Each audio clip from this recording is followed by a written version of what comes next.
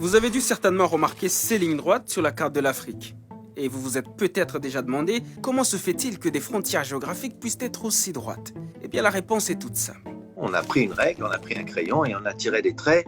Ce sont des pays européens, l'Empire ottoman, des Américains et même des Russes qui n'avaient jamais mis les pieds en Afrique et qui traçaient tranquillement des lignes à des milliers de kilomètres de là et en l'absence des Africains. Si on ne leur a pas demandé leur avis pour les conquérir, ça on le sait, on ne leur a pas non plus ou rarement demandé leur avis pour tracer les limites. En gros, des peuples, pour servir leurs propres intérêts, ont décidé de l'avenir d'autres peuples, de leurs frontières et de leurs regroupements sans tenir compte de leur réalité. Résultat des courses, des familles divisées, des conflits géopolitiques permanents, un système commercial chamboulé et par-dessus tout, une carte qui n'a pas été pensée pour leur développement.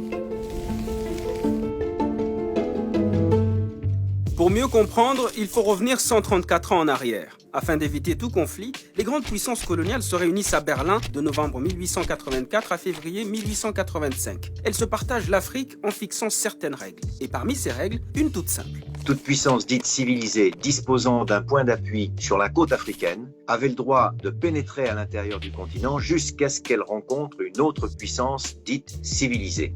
Et lorsque dans leur conquête, les puissances signataires se rencontraient, eh bien elles se mettaient d'accord sur les limites de leur territoire. On prenait un point géodésique ici, un autre là, et on tirait un trait tout droit entre les deux. Et tant pis si la ligne passe au-dessus de votre champ ou de votre propriété. Elle devenait la propriété de la puissance civilisatrice. D'ailleurs, ces propos de Lord Salisbury, Premier ministre de Grande-Bretagne à l'époque, se passent de tout commentaire. Nous avons entrepris de tracer des lignes sur des cartes où l'homme blanc n'avait jamais mis les pieds. Nous nous sommes distribués des montagnes, des rivières et des lacs, à peine gênés par ce petit obstacle que nous ne savions jamais exactement où se trouvaient ces montagnes, ces rivières et ces lacs. Et voilà comment on s'est retrouvé avec des territoires africains délimités en Europe à partir de cartes imprécises et parfois fausses. L'historien et cartographe français Bernard Lugan les appelle des découpages à la hache. Par exemple, une Gambie anglaise taillée dans les peuples Wolof et Manding accordés à la France, ou encore les évés coupés en deux tronçons entre le Ghana anglais et le Togo allemand.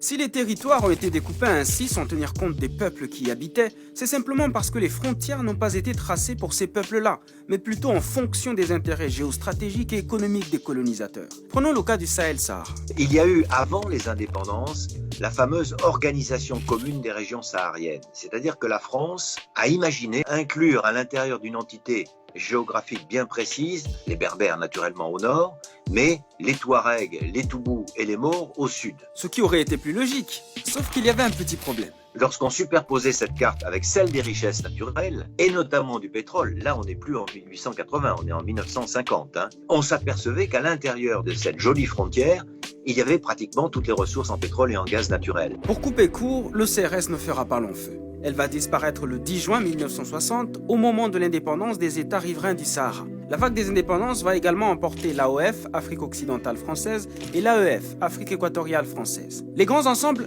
disparaissent donc, mais pas leur système mis en place pour gérer et exploiter les colonies. C'est-à-dire que ces découpages coloniaux ont bouleversé l'économie des empires sahélo-sahariens. Les échanges commerciaux transsahariens qui se faisaient entre Africains ont été tournés vers les littoraux et donc vers l'extérieur.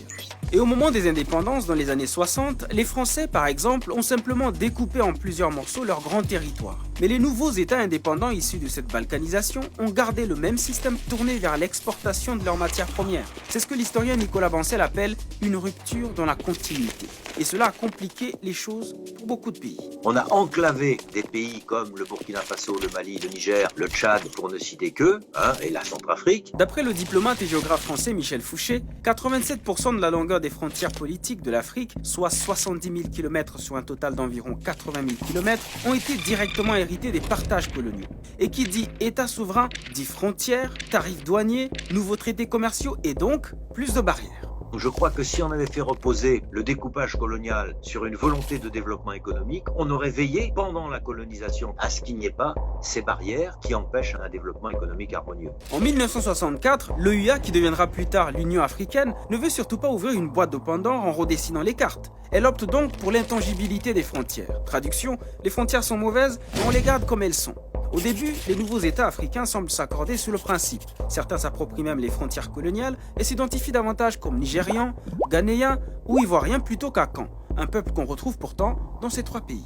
On aurait pu par exemple décider de tracer un pays qui s'appellerait l'Akanite ou peu importe, je ne sais pas, à l'intérieur duquel les gens parleraient la même langue, un peu comme on l'a fait en Inde. Mais on ne l'a pas fait. Les frontières ainsi tracées ont divisé des groupes consanguins, les éloignant de leur territoire de rituels, de culture, de chasse et de pêche. Plus de 177 peuples ou groupes ethniques se sont trouvés éparpillés à travers plusieurs États. S'ensuivent des conflits de contestation de frontières aux aspirations indépendantistes. L'auteur Robert Waters en dénombre une trentaine. Prenons par exemple les Touaregs dans le Sahel. Il aurait été tout à fait loisible aux autorités de l'époque, notamment lorsqu'ils ont fait la première grande république du Mali, de tracer pour les Touaregs, par exemple, pour eux, ce qu'ils revendiquaient, la fameuse Azawad. L'Azawad, ils le revendiquent encore jusqu'aujourd'hui.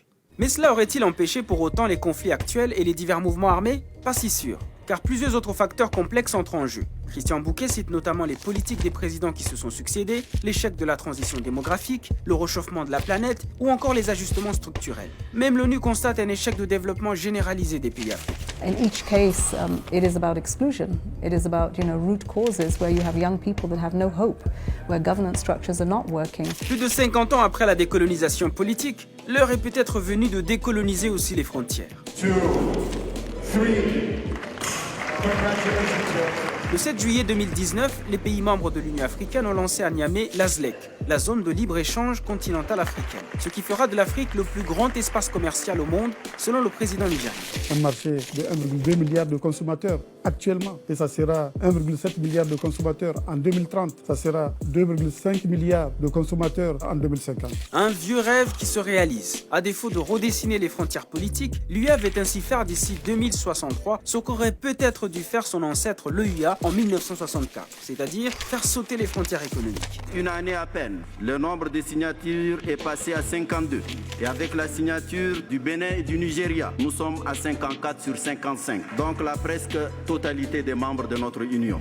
Mais signer des accords, c'est une chose. Les ratifier en est une autre. Et surtout, les appliquer sur le terrain, voilà le plus grand challenge. Ce serait un autre débat, la ZLEC, mais là, si vous me permettez, on n'est pas sorti de l'auberge. Mais c'est un pas tout de même. Et certains chefs d'État, comme le président rwandais Paul Kagame, y croient plus que jamais. We are going to deal with these problems effectively until we work together, because some of the problems cross borders. And we encourage and subscribe to regional integration and continental integration.